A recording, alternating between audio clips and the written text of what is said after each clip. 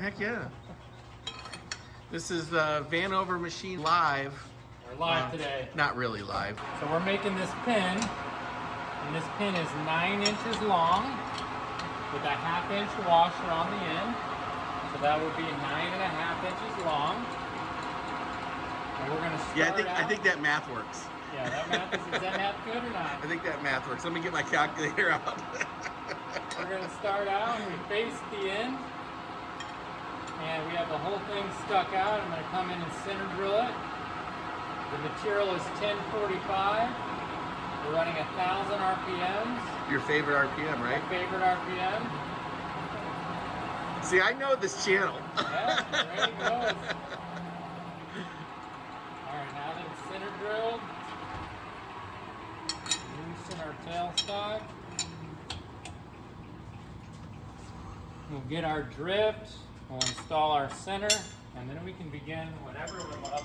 It's heavy machining. Answering a call from Josh Topper. Welcome to my day-to-day. Oh, now you got to put him on speaker. Hello? Hey. Hey, what's up? Well, it came out. It turned out good? The whole job is done. Okay, good. Yeah. Came out good. Okay. You should probably tell him he's on speaker. Yeah, you're on speakerphone. Am I? You're on video. Uh-oh. Maybe on YouTube. I can take Who you knows? off video if you're worried. Whatever. Yeah, I figured. So you're filming right now? Well, not really. I'm doing this shop day with the visitors, and I got a rust. Yeah, and I got a rust job that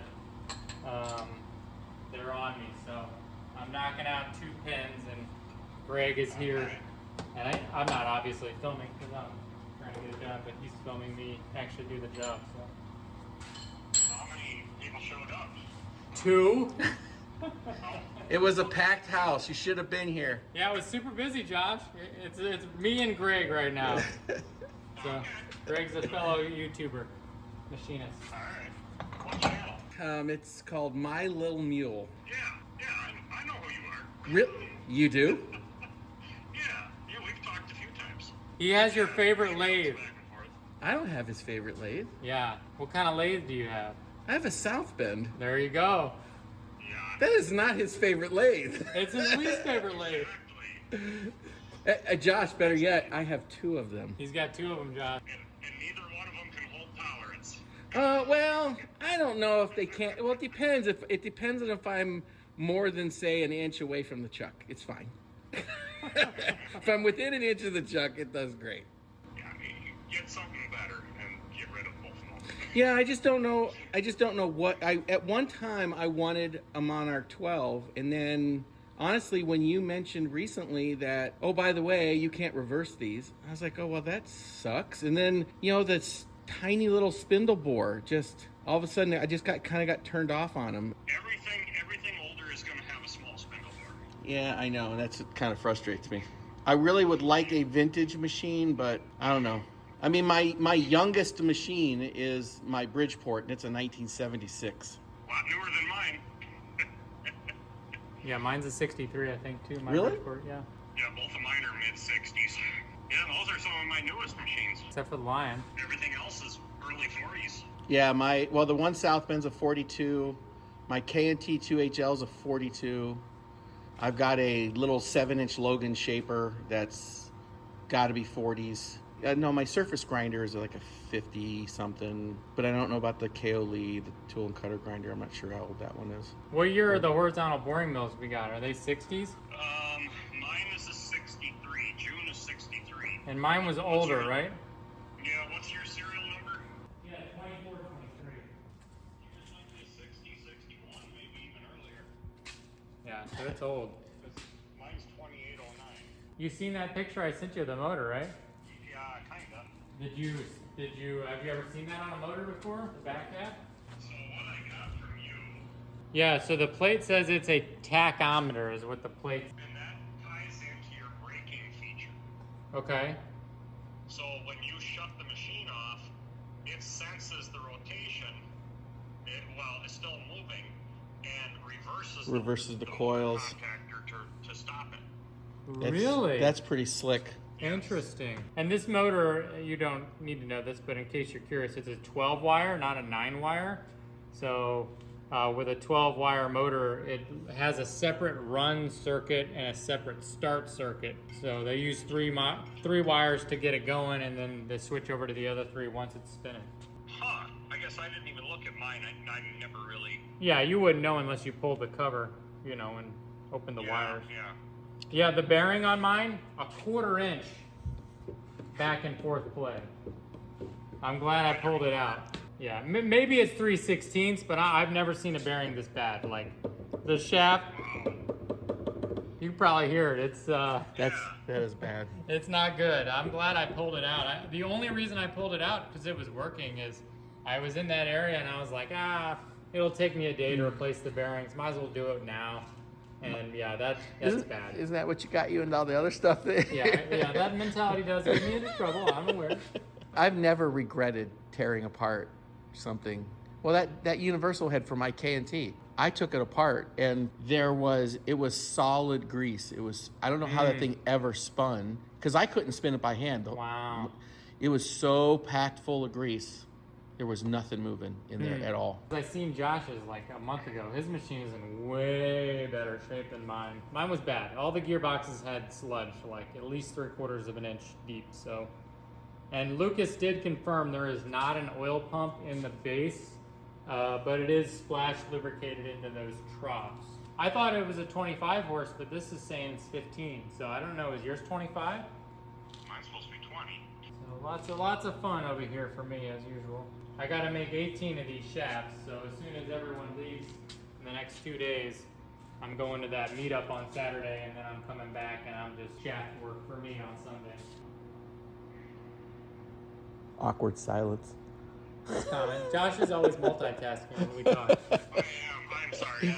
I have 50 things going on. Yep, Hey. no, don't apologize. I was just making a little joke, that's all. But yeah, we'll get back to work. You need anything else? No, I'll let you know that worked out. Like I said, it's the very first Acme thread I've ever done. Right. And so that was interesting. And then throw in 3/16 stainless and left-hand thread. Right. Yep. Yep. Nothing about that was going to be easy. You did it on the Lion? No, I did it on a monitor. Okay. Lion set up with something else right now. Oh, I got you. Okay. I got so many jobs set up right now, I don't know which way I'm going. Yeah, I get it. Cool. All right, well, let me know if you need anything. Yeah, well, have fun. Yeah, we will. Try to get something done. Yep, we will. Well, it was good talking with you, Josh. Yeah, you too. All right, I'll talk to you later. All right. All right, see ya. All right. I tell you what, I'm always surprised when somebody tells me, oh yeah, I know your channel. Really? Yeah. I sent Curtis one of my stickers, or a couple of my stickers, Okay. right? Yeah. He opens up the envelope and he's like, oh, I've seen some of these videos. Wow. I was that's like, crazy. what? Really? How long ago was that? Oh, this is a few years ago maybe. So I had more Jeep videos on there than I had machining videos, I'm sure. So I'm just switching the compound back. I had it on heavy turning mode. What do you mean by heavy turning mode? So when you're working on big pieces, a lot of times you want to turn the compound in this direction, not only for clearance, but also just for a little bit more rigidity. So you're not getting pushed back on the lead screw and stuff in the... Yeah, exactly. So, because right now when you're coming in, you're kind of pushing on the gibs, Yeah. right? Because you're in this direction, but when you're this way, that pressure is in the 90-degree That makes sense. dimension. And then since we moved out, we need to go ahead and change this. We've got a nice little trick for you here. Square this up by pretty much never use an indicator, I do the same thing. but I keep a massive 246.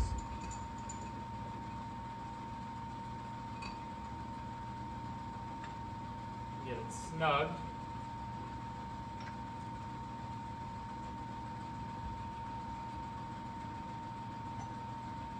It gets me square and it's quick. Yep. By the way, the squareness doesn't really matter for turning. More so like if we go and I think we're gonna stick with that RPM, at least for now.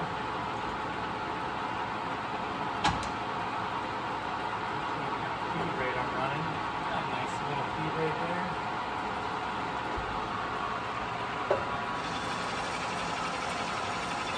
Getting started, believe me, we'll take a heavier cut.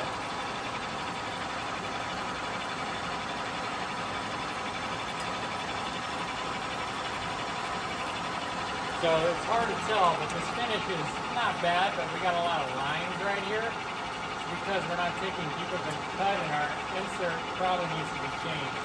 So it's dragging a little bit.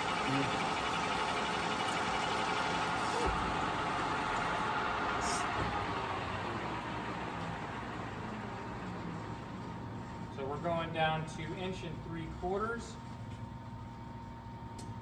Getting a rough dimension here. 2.945.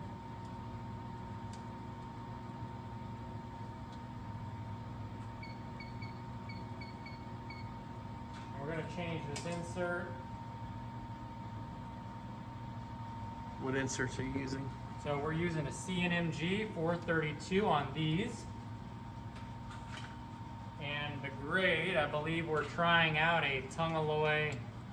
It's a sample that a rep has given me.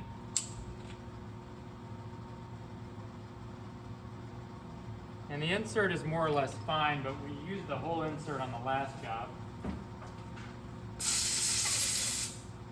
The whole insert or the edge? Edge. The edge. So we clean out the pocket. And we should be able to get to this whole job with this one edge, which is pretty good. And these tongue alloy inserts, they're kind of more value. They're kind of comparing themselves against like Kennametal and stuff like that. So you're gonna get decent performance for maybe like $6 an insert compared to like 10 or 12. We gotta go down to 1 3/4. We're moving at a decent clip here. We're taking off about Nice chip. 200,000. Nice Service chip. is good. Yeah. Dropping straight We'll down. pick up another like 20 thousandths on that.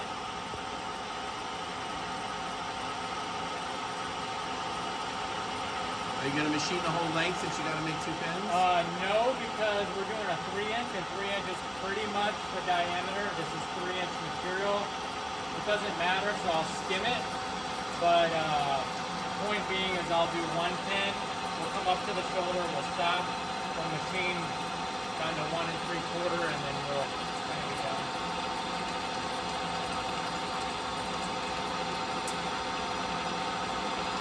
Viewers are going to love this. It's a precision tape measure there. It is.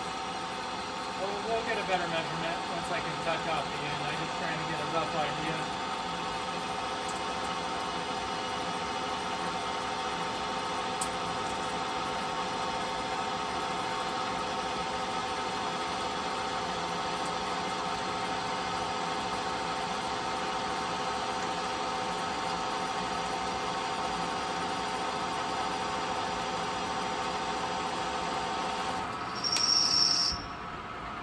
Notice when we slide back, we're not getting any spring cut on that. Right. That's because we're taking a nice heavy cut. That's the benefit of being able to do a healthy cut. So right now we're running, we took off about 240 thousandths.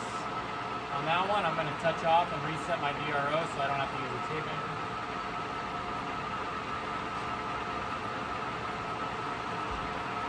And let's see, we're going to take 300. So I'm going to come down to 4.5. 300 off the diameter.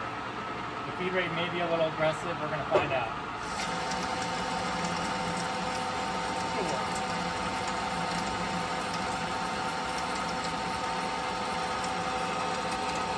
We may be about the limit here in terms of surface finish and the RPM. So we're taking a healthy chip. But you're roughing, so surface finish isn't as Right. Oh yeah, 100%. And that surface finish is pretty dang good for roughing. But if we want to go a little deeper, we'll step down the RPM. I think maybe at about 400 thousandths. we would have issues with maybe stalling. How big's the motor in this? 10. 10 horsepower? Not like a 15 or 20. Not a 5 either.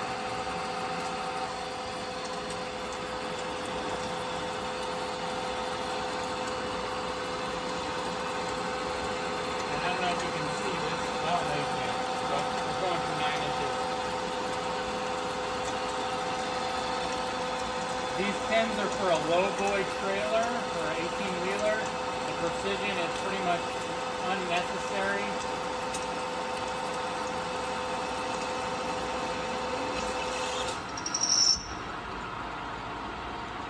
Alright, I'm going to take it back and we'll just confirm our measurements.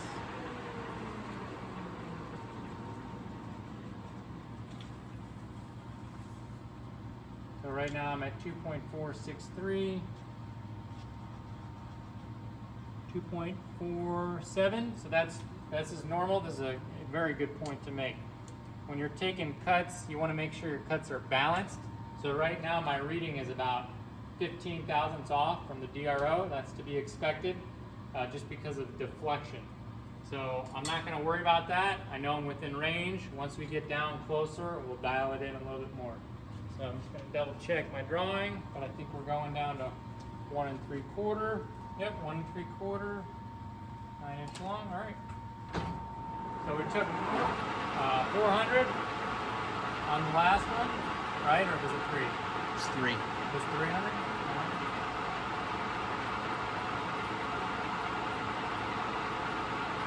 So this will be 400. Let's see if this is going to stall us out here. That's a big chip.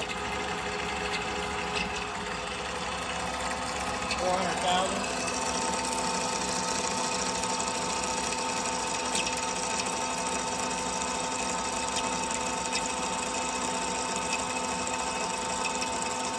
And this is really nice because we can be very efficient. We're only within 3/4 of an inch of where we need to be, or 1/4 inch, sorry. So we're making quick work on this shaft.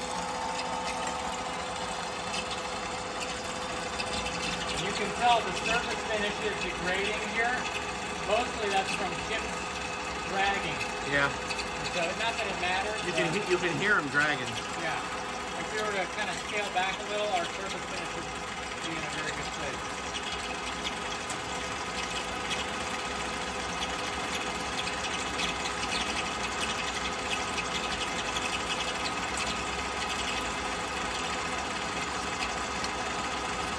What material did you say this was? 1045? Make some nice chips over here. Yeah, it can get hot, it gets spicy.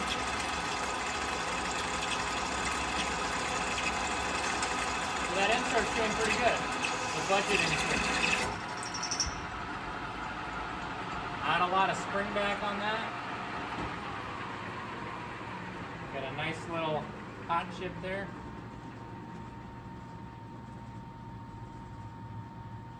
All right, I'm gonna do, we're not taking a lot here, 200 thousandths, easy, clean, and then we'll switch to a finishing insert, and we'll bring it down to size.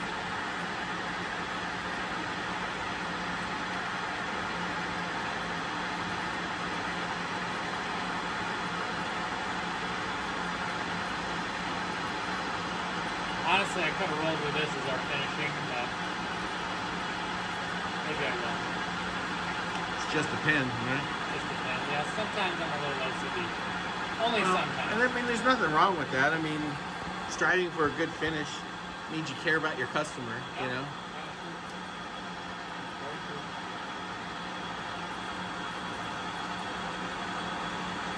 So another point I want to make is we were roughing. Remember how we talked about the DRO being different than reality? Once we're getting closer to size, we're going to take some lighter cuts and we're going to split the cuts in two so that we can ensure that we're more accurate. Because if you just roughed, and then took one finish pass that was lighter, your measurements are going to be off. And a lot of people don't know that when they're learning. It has a lot to do with the tool prep.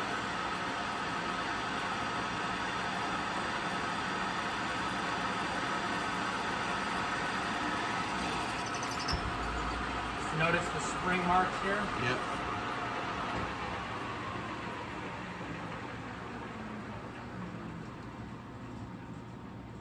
So 1 3/4 is what we're going for here. 190.025, so that's 190, 1 inch 900. So we're closer now to that lighter pass. And the reason for that is when I entered that measurement, we were taking a lighter cut.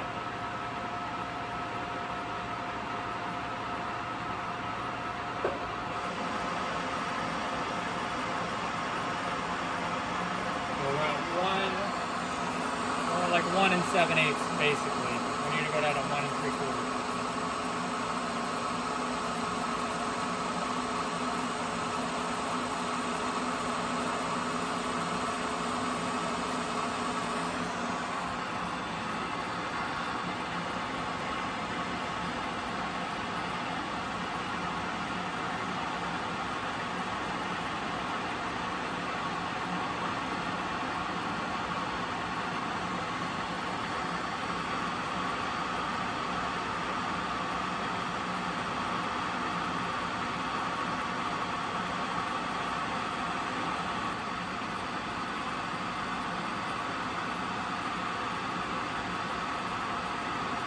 How do you think this compares to your like a South Bend usage-wise?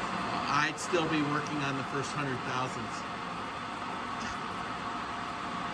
It does okay with 1045. Okay. Anything harder, not so much. You know, I obviously I can't take anything near that as far as depth. I think the most I've ever really taken, and it was 12L14, was probably 100,000s. Okay. Oh wow, that's the most. Huh? That's only 1.5 horsepower. It's not so much. Oh yeah, that's true. It's a light duty hobby lathe.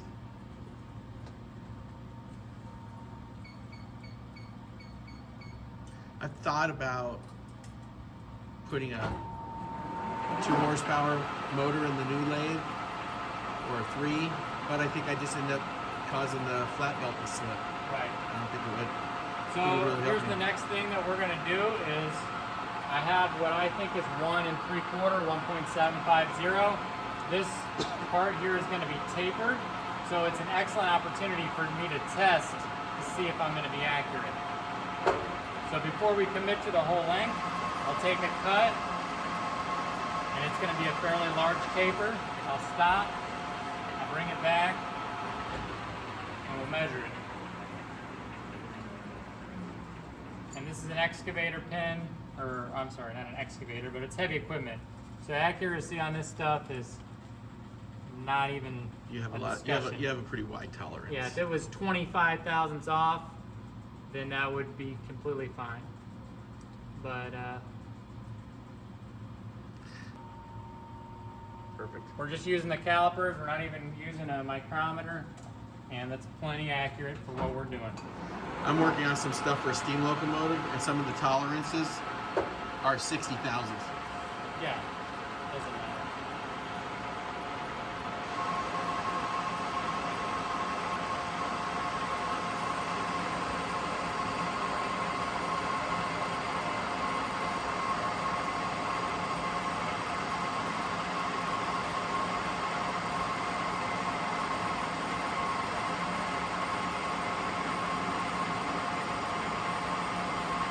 What are we filming with today, Greg? Is that iPhone?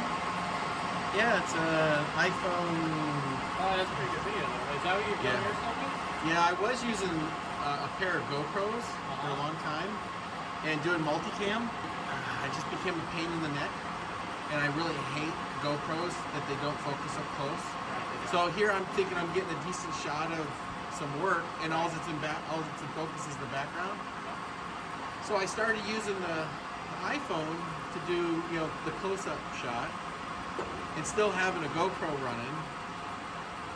And then after a while, it's like, why do I even have the GoPro running? All it's doing is adding work. So I just quit doing the multicam and just started doing a single camera setup. Yep, that makes sense.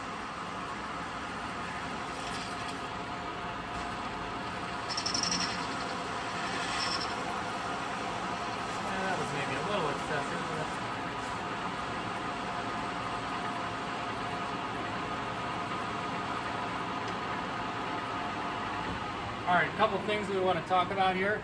So this is a great learning opportunity because this part doesn't matter at all. But you notice we got some lines here. Those lines, very, very subtle. Those are from chips dragging. We're using a 432 insert. If I would have used a 431, and we were taking, I think we're taking like 80 thousandths. So either A, I would need to take more of a depth of cut to mitigate this, but not too much, or we switch to an insert with a tighter radius and then we get a finer finish. This is very acceptable for the job, but I thought it'd be a good opportunity to just point out when you choose a certain insert, it's matched for a certain job. And this insert really is just matched for heavier work. Otherwise, that's what you're going to be left with, which will be fine. So now we're just going to clean up the outside of this. We're just going to skim it. I am going to switch it out to a different insert style. With a finer, this is a 431 DNMG. And we just need to clean it up. No measurements here. The guy said, 2 inch, 3 inch. That's what he said. So the tolerance is an inch. So we're just making it look nice, basically.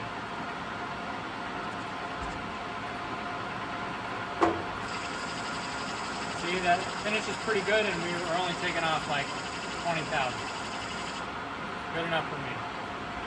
So that section will be about a ½ inch. And again, we're just making that up. It's just a washer. So I'm making it a ½ inch so that it's strong. Next step is to turn this taper. So let me get this kind of cleaned up, swivel this around, and then we'll keep going.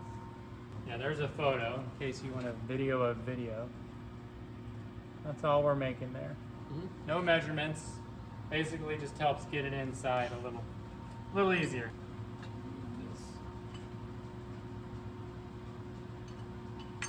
I gotta love this big compound. Very rigid, but it does take a bit of effort. All right, let's see. This is where real precision measuring comes in. Line it up with the photo. I'll at least note my dimensions so I can repeat it. That looks like 70. Yeah, so that'll be what, 20 degrees off 90? So we'll take that. Oh, 70. So that way when I make all 18 of these, at least I'm using the same numbers. Yeah. Yeah, he needs 2 quickly, and then he needs the remaining 14, I guess that would be. Loosen my gibs. I keep my gibs a little tighter when I'm doing heavier work.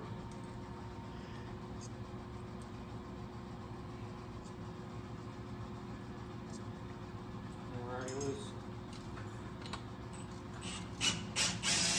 But this machine needs to be rebuilt. It's a little tight at the end. All right, let's see. How long are we going? Okay, about that long. That's how long we're going. Okay.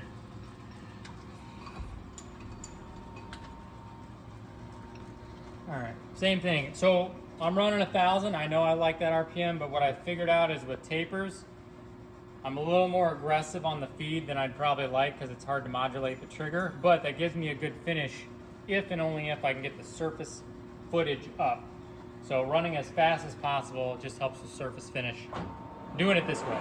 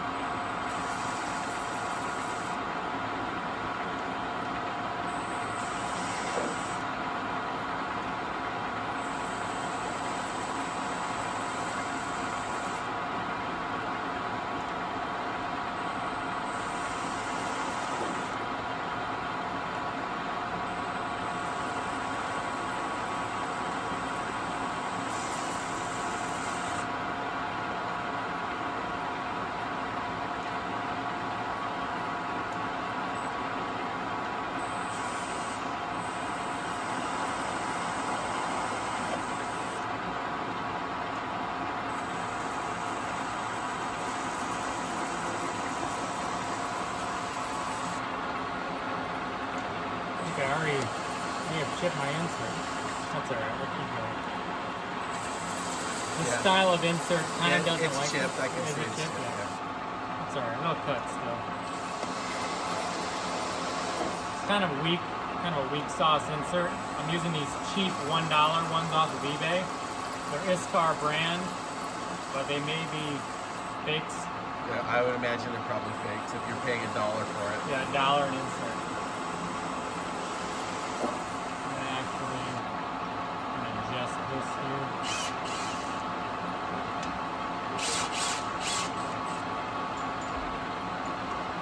They actually give a fairly decent finish, but you know, they're $1, so they're not good for interrupted cut.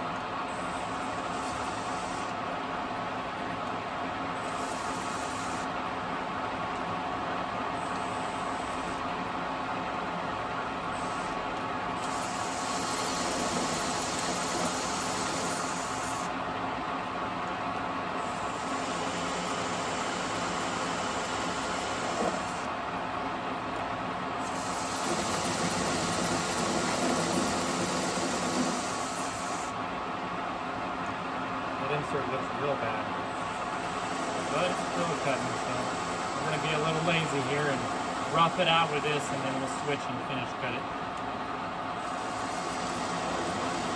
Oh yeah, that's looking bad. I think it's chipped on both sides now. It's crazy how somewhat of a decent cut that gives. Yeah, I know. I mean, it's still carbide. Right. So when it chips sharp.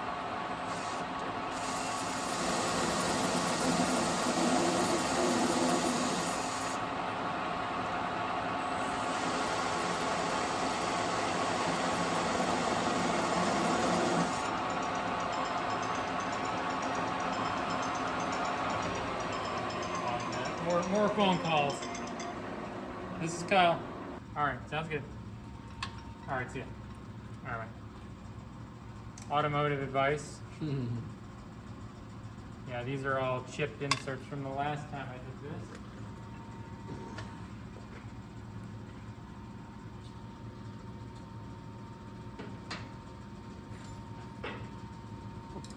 I'm going to switch to a different quality insert. This insert is actually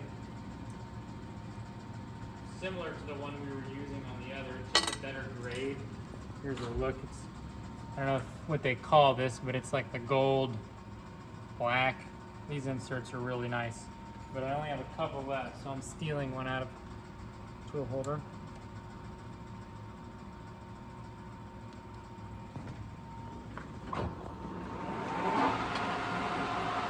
I think we're getting close to it.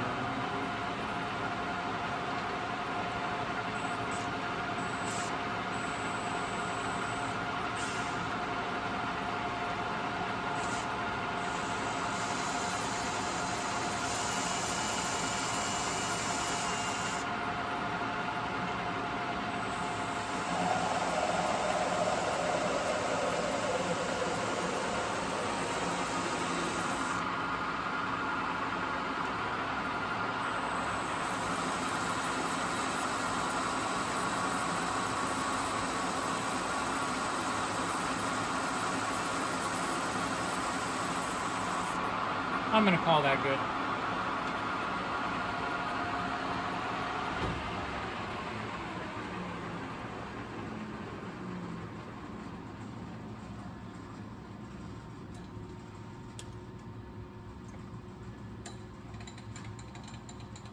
Cut it off on the bandsaw? Yes. It's a nice saw. It is, it really is. It's not something you see every day, it's just like a strange looking. Yeah. But, yeah, I don't know that. I would have thought, you know, something chrome hardened, not 1045 or a thin. I gave him the option of 4140 and he chose this. When I handed him the last job, he said, wow, this looks really, really nice. And he said, how long you been doing this? I said, 3 years, 4 years. He said, no way. He was surprised. He said it looks just as good or better than the other shop that they were having do their stuff. And we all know the other shop's probably been around for 10 times what I've been around for. So that's a good thing. Did they tell you why they had changed in shops? Yeah, so the other shop does good work. They're cheap. They're actually cheaper than me by a fair amount. But they're just not really set up for this type of work. And so they just take a long time to do it. And I think a lot of that, you know, when you get to a certain size volume-wise, you do jobs maybe even at a cheap cost. You're maybe even not even concerned with making money. I know that sounds sort of counterintuitive, but you're just like, all right, cool. Well, I guess, you know, we'll just do it for this number, basically, without doing the math, just to kind of keep people happy and you don't make any money. As an example, some of these other pens that they were telling me what the other shop was charging them was like $150 for a pen with the material. And it's like, I can't get rid of that, you know. If I sat here for 3 hours making 3 pens, I'm not gonna walk away with $300. That's nowhere near enough. No, it's an opportunity cost that you could have been doing something else paying you more. Oh, absolutely, yeah. I mean, that just doesn't make any sense. But the other shop is heavily CNC focused. And so what I think they do is I think they sit on those jobs, and then when they got 100 of them, they just throw it in the CNC. And that's fine. But I focus more on charging more, but doing them in a shorter time period. So when it's a more urgent job, you get the same. Good, fast, and cheap. Pick 2.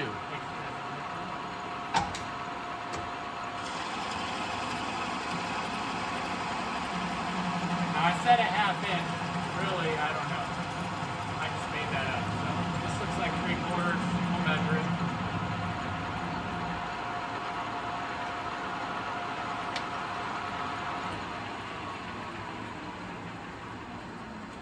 I think the washer they showed me in the photo was probably an 8 best case, so half inch is already really overkill.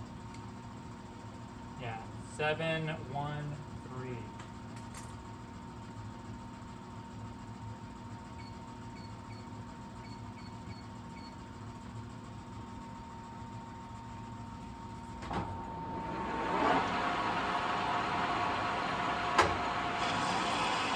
Nice, quick facing cut, decent surface finish.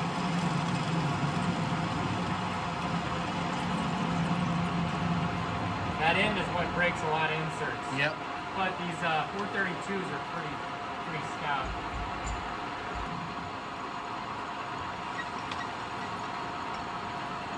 All right. Yeah, I was not paying attention there. No. Yeah, you're gonna have to skim that to get rid of some. No, I left material, but we were talking. Oh. So there's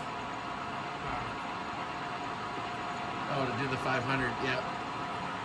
distractions. Don't be distracted while you're machining. Don't be like me.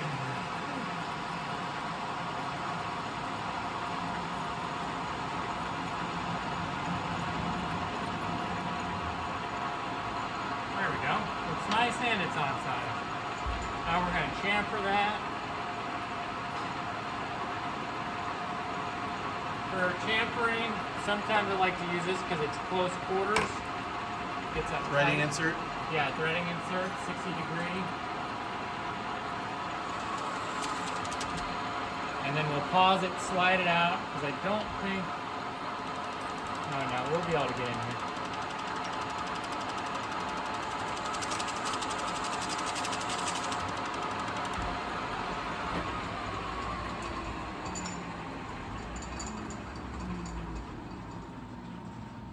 Alright, we'll see how well our paper did or didn't do. This 3 jaw has a lot more gripping power than the 6, so it's possible we still got some jaw marks.